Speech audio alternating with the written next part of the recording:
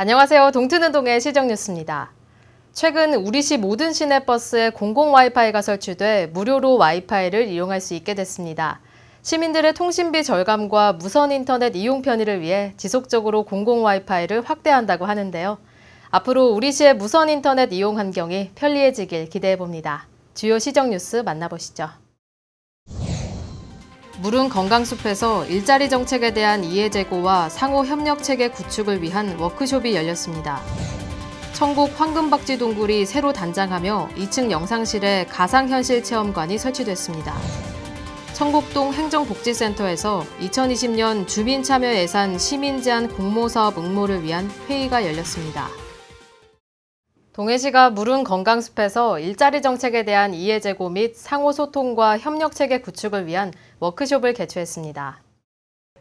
이번 워크숍은 대한노인의 동해시 지회, 동해시 노인종합복지관, 동해시니어클럽과 동해여성 새로일하기 센터 등 일자리 사업 유관기관 담당자와 담당 공무원 20여 명이 참여했는데요.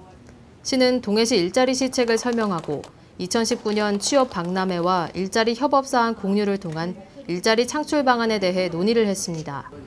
워크숍에 초청된 관동대학교 최종관 교수는 일자리 지역 과제 발굴이라는 주제로 지역산업 맞춤형 인력 양성 사업과 지역 일자리 과제 발굴 등에 관한 강의를 했는데요.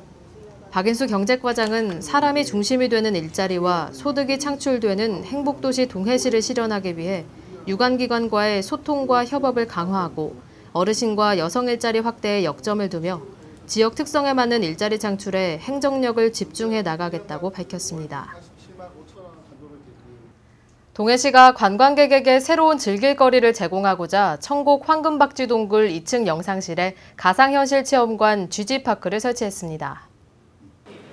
가상현실 체험관은 2018년 대관령 관광특구 공모사업에 선정돼 설치하게 됐는데요. GG파크에는 천곡 황금박쥐 동굴 내부 영상을 배경으로 한 탑승형 익스트림 롤러코스터 체험과 석회동굴에 관한 교육용 콘텐츠를 구축했습니다. 시는 운영에 앞서 관내 학생들을 초청해 시사회를 열었는데요. 학생들의 시설 체험으로 만족도 조사를 한 후 콘텐츠를 보강한다는 방침입니다.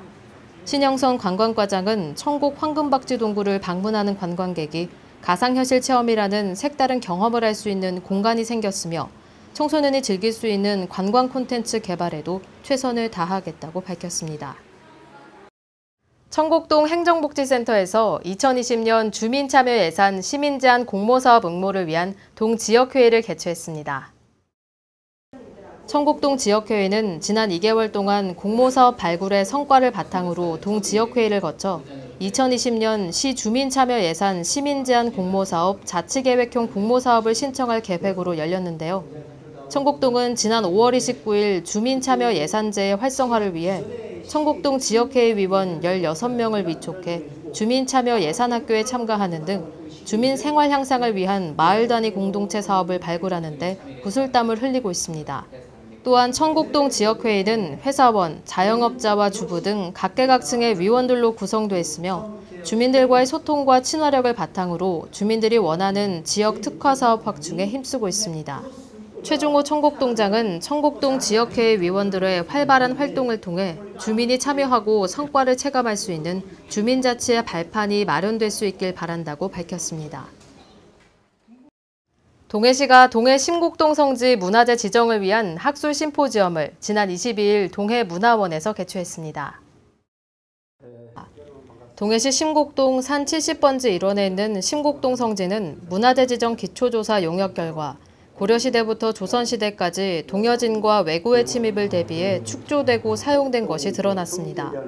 시는 심곡동 성지의 문화적 가치를 재조명하고 동시에 문화재 지정을 통해 유적의 성격에 맞는 보존 계획을 마련하고자 학술 심포지엄을 마련했습니다. 심포지엄은 4개의 발제와 종합 토론 순으로 열렸는데요.